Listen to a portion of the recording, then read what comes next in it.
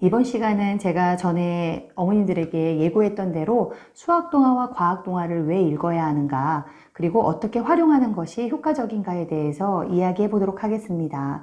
수학, 과학을 이제 어렵게 생각하시는 어머님들이 더 집중해서 들으시면 굉장히 도움 받으실 거예요.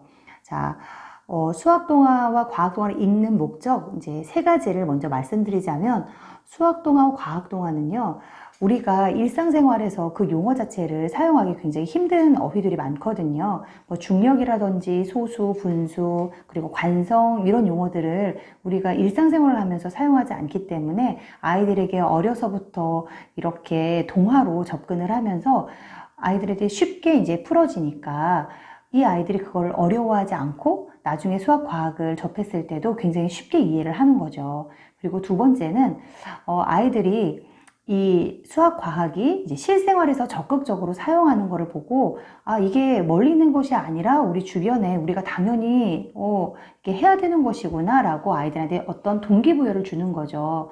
사실 수학을 왜 해야 되는지 이유를 모르고선 선생님 이거 우리가 왜 해야 돼? 이거 하나도 써먹지 못하잖아요. 이런 이야기를 하는 친구들 많더라고요. 근데 제가 수학을 공부할 학창 시절에 제가 느꼈던 거거든요.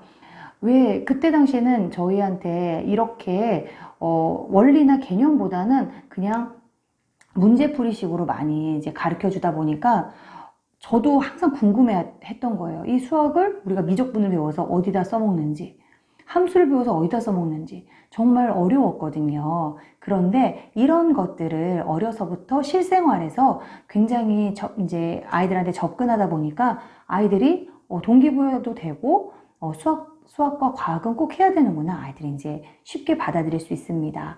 그리고 주변에 대한 탐구 정신도 굉장히 강해지고요. 아이들이 4세에서 5세 거의 평균적으로 아이들이 이제 수학이나 과학 현상에 대해서 관심을 많이 갖게 되는데, 이럴 때 어머님들이 같이 들어가 주신다면 애들이 수학, 과학을 이제 어려운 과목이라고 생각하지 않을 거예요. 그리고 세 번째는 이제 수학 같은 경우에는 수, 연산, 공간, 도형, 분류, 규칙, 측정 이렇게 7가지 영역이 있잖아요.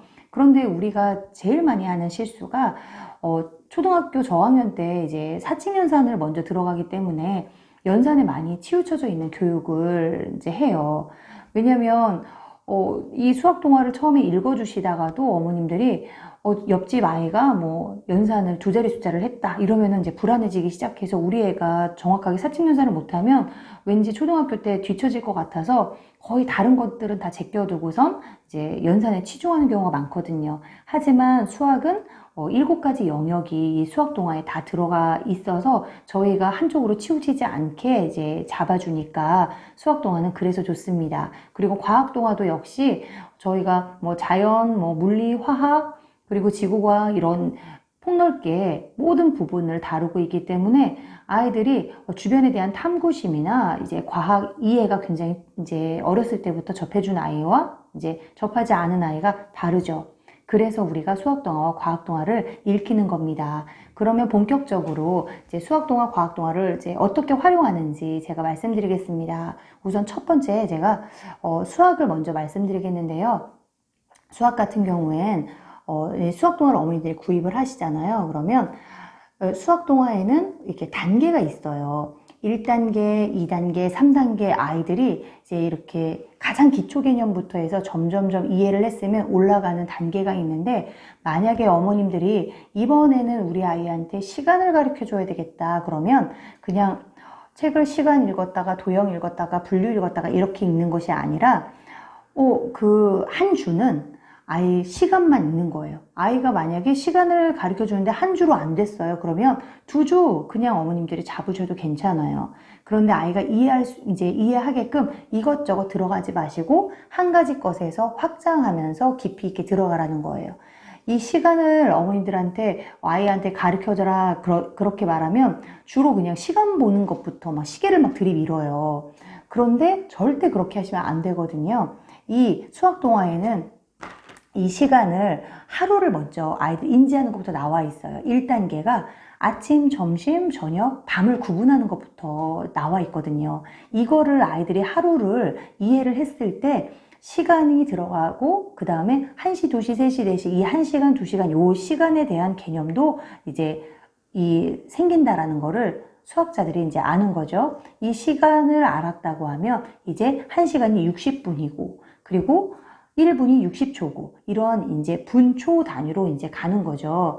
이렇게 아이들이 단계적으로 가는데 만약에 시간까지는 2단계까지는 애들이 잘 이해를 했는데 3단계에서 선생님 애들이 분하고 초를 정말 이해를 잘 못해요. 그러면 그 부분은 어머님들이 몇 번 계속 반복해 주는 거예요. 아이가 이해할 때까지. 그거는 어머님들이 급하게 가지 마시고요. 아이한테 너무나 이렇게 급하게 막 가시면 애가 이제 그 흥미를 잃어버려요. 이게 학습으로 들어가 버리면. 그래서 집에 있는 그 시계라든지 고장난 시계 적극 이용해서 아이들한테 이런 식으로 단계적으로 들어가라.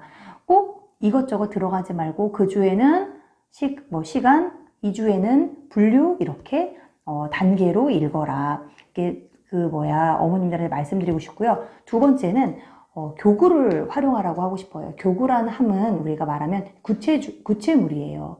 어머님들이 수학교구 많이 가지고 계신 분들도 계신데 이 수학교구가 우리가 가베라든지 그리고 이렇게 칠교 이런 것도 있지만 이 손가락, 발가락 이것도 다 구체물이 될 수가 있어요. 그리고 어머님들이 그냥 집에서 종이를 오려서 만들기도 할 수 있고요. 아이랑 과자랑 이런 것들을 먹다가도 그걸로 이제 아이들하고 구체물로 활용할 수 있거든요. 그리고 아이들한테 만약 분류를 가르친다고 해요. 그러면 분류를 어머님들이 그냥 책만 딱 읽어주는 게 아니라 자연관찰적으로 아이를 데리고 가서 이거를 같은 종류끼리 아이들하고 이제 분류해 보는 거예요. 새는 새끼리, 물고기는 물고기끼리, 그리고 꽃은 꽃끼리. 이런 것도 다 분류에 속하고 대칭을 가르쳐 주고 싶은데 대칭되는 게 무엇이 있는지 책을 읽어보고 일상생활에서 찾아보는 거죠. 스티커를 가지고 우리 집에 대칭되는 거에다 붙여보게 하고 자연에 대칭 있는 거는 뭐가 있는지 아이하고 찾아보고 자연에서 확장해보고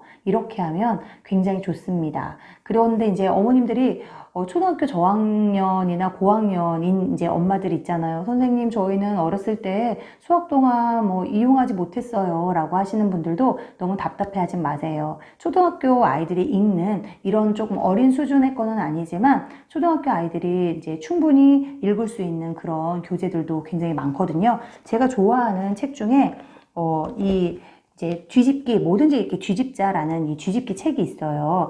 여기에 보면 아이들이 이제 곱셈에 대해서 이게 나온 책이거든요. 제가 다 읽어드리지는 못하고 어머님들한테 목차만 이렇게 보여주자면 목차에 뭐가 나와 있냐면 우리가 곱셈을 이렇게 어떻게 보면 묶어서 이제 하는 건데 그걸 가지고 우리가 너무 이제 아이들이 이 숫자로만 곱셈을 접근하면 애들이 굉장히 어려워하고 구구단도 잘 못 외우는데 묶어서 세는 방법 이거를 갖다가 곱셈식으로 나타나는 거 그리고 곱셈의 원리 0을 곱했을 때는 어떻게 되고 그리고 이 곱셈을 활용해서 우리가 일상생활에서는 어떻게 사용되는지까지 이 책에 굉장히 잘 나와 있어요. 그래서 실생활에서 충분히 사용하는 그런 어휘로 그리고 아이들이 쉽게 접근해서 곱셈을 어려워하는 아이들한테도 충분히 이제 사용할 수 있게 나온 책이고요. 이건 분수와 소수, 이것도 제가 어머님들한테 목차를 보여주자면 분수가 뭔지, 우리가 분수가 뭔지는 알아야 되잖아요. 그죠? 그래서 아이들이 3학년 때 분수를 배우는데 이때부터 굉장히 어려워하는데 분수를 만약에 진짜 어려워하는 아이가 있으면 나눗셈부터 다시 이제 되짚어 보는 게 되게 중요하죠. 그리고 분수가 무엇인지 분수에도 종류가 있는데 가짜 분수가 있고 진짜 분수가 있고 그리고 분수 계산은 어떻게 하는지 그리고 분수와 소수는 어떤 관계인지 이런 것들이 쫙 나와 있는 책이에요. 그래서 이런 책들을 이용해서 아이가 그냥 단순 문제집만 풀면은 애들이 너무 지겨워하고 힘들어하니까 이런 수학 관련한 실생활형 교재를 적극 활용해서 그 주에는 이걸로만 한다고 하면 애들이 굉장히 좋아할 거라는 거 어머님들한테 말씀드리고 싶어요. 초등학교도 어머님들은 아이가 지금 수학을 되게 어려워한다 라고 하면 먼저 우리 아이에게 어떤 부분을 어려워하는지 진단하시고 얘가 구멍이 어디 있는지 찾아가시면서 이걸 활용하시기 바랍니다. 이번에는 제가 이제 과학동화 활용 방법에 대해서 말씀드릴게요. 과학동화 같은 경우에는 아이들이 한 4살에서 7살 요때 굉장히 폭발적으로 질문을 많이 하잖아요. 그래서 질문을 많이 하는 경우도 있고, 그리고 이제 그런 아이들은 과학 동화에 굉장히 흥미가 많죠. 그런데 과학에 흥미가 없는 친구들도 있거든요. 사실 우리 딸 같은 경우에는 과학 그 동화를 그렇게 흥미 있게 읽지 않았어요. 그래서 제가 다 활용해 줬는데, 이렇게 질문이 없는 아이들한테는 어머님이 첫 번째 방법은 질문을 해줘라는 거예요. 호기심이 있을 수 있게. 우리가 방귀는 왜 나오는지, 그리고 물은 왜 떨어지는지, 왜 물은 자꾸 땅으로 떨어질까, 그리고 우리가 뭔가를 던져도 다 왜 밑으로 떨어질까, 이런 것들을 질문을 해서 이거를 해결 방법을 찾아가는 거죠. 아이한테 질문을 하고 엄마도 이게 너무 궁금한데 그러면서 과학 동화로 연결해서 과학 동화를 이제 보여주는 거고요. 그리고 두 번째는 동영상을 적극 활용하라고 말하고 싶어요. 동영상은 요즘에는 이제 우리 때는 그런 게 없었지만 요즘에 굉장히 좋은 동영상들 많이 나와 있거든요. 만약에 제가 모든 것이 다 떨어진다고 이런 얘기를 해서 이제 과학 동화를 읽었잖아요. 이게 이제 모든 걸 우리를 잡아다니는 중력에 대해서 과학 동화에서 이제 배웠으면 이걸 동영상으로 아이들한테 우리를 잡아다녔을 때 지구의 모습과 중력이 없는 우주의 모습을 보여주잖아요. 아이가 그냥 눈에 바로 인지가 되고 머리에 꽝 받는 그런 이제 이해가 될 거예요. 그 정도로 이 동영상 활용은 굉장히 지금은 되게 효과적이고요. 어렸을 때 아이들한테 그리고 다큐멘터리라든지 이런 것들 같이 보여주시면 되게 좋습니다. 그리고 세 번째는 바로 실험이에요. 과학에서는 실험을 빼놓을 수가 없어요. 10번, 100번 보는 것보다 한 번 실험하는 게 아이들한테 호기심 폭발하는데 완전히 크게 효과적이거든요. 그래서 어머님들이 이제 저가 우리 아들 할 때 샀던 건데 이게 이제 인터넷에서 또 팔아요. 그래서 과학 키트를 여기 비커도 있고 뭐 알콜 램프도 있고 다 있어요. 들어가 있는데 이거를 한 3만 원, 3만 5천 원 정도밖에 안 할 거예요. 이거를 구입해서 아이한테 언제든지 과학 키트를 가지고 이제 실험을 한다든지 부족한 거는 문구점에서 산다든지 이렇게 이용하시면 아이들이 굉장히 좋아할 거예요. 실험을 어머님들이 많이 활용하셔라. 그리고 네 번째는 과학 같은 경우는 위인, 자연, 연계해서 보여주시면 되게 좋습니다. 제가 이제 나중에 차후에 그 과학이나 뭐 수학이나 그리고 자연 다 이렇게 융합해서 이제 책을 읽어주는 거 어머님들한테 설명을 드리긴 할 건데 어머님들이 이렇게 이때부터 과학 같은 경우에는 굉장히 연계점이 많으니까 연계해서 읽어주셔라 말하고 싶습니다. 사실 이 부모라는 거는 아이한테 지금 어린 아이들한테 우리가 책을 제가 계속 설명을 드리고 있지만 이 애들한테 우리는 방향을 제시하는 거거든요. 책으로 방향을 제시하는 거예요. 어머님들도 그렇고 저도 그렇고 우리가 뭐 아이들을 여러 번 키워봤던 게 아니라 저희들도 미숙하잖아요. 우리도 배워가는 거거든요. 그렇지만 우리는 앞에서 좌지우지 아이를 잡고 하는 게 아니라 아이가 충분히 생각할 수 있게끔 방향을 제시하고 그 다음에 기다려주고 이게 부모의 역할이라고 생각합니다. 사실 농사 짓는 게 굉장히 힘들다고 저는 농사는 안 지어봤지만 그렇게 말씀을 하세요. 그중에 자식 농사가 가장 힘들다고 합니다. 그러니까 사실 이 농사도 농부들이 봄부터 해서 얼마나 새벽부터 일어나가지고 얼마나 열심히 일을 합니까? 자식 농사를 이제 하는 것도 잘하는 것도 사실 우리의 부모님의 이런 노력이 굉장히 큰 힘이 될 겁니다. 어머님들이 혹시 궁금한 것이 있으면 댓글창에다가 언제든지 질문해주면 성의 있게 제가 답변 드릴게요. 그리고 오늘 저의 이 이제 수학동화나 과학동화 활용 방법이 좀 공감이 되시고 도움이 되셨다면 구독과 좋아요 누르는 거 잊지 마시고요. 어머니들 다음 주에는 제가 전래동화와 명작동화는 어떻게 이제 활용하는지, 왜 읽어야 되는지 이 부분에 대해서 설명해 드리면서 찾아뵙겠습니다. 감사합니다.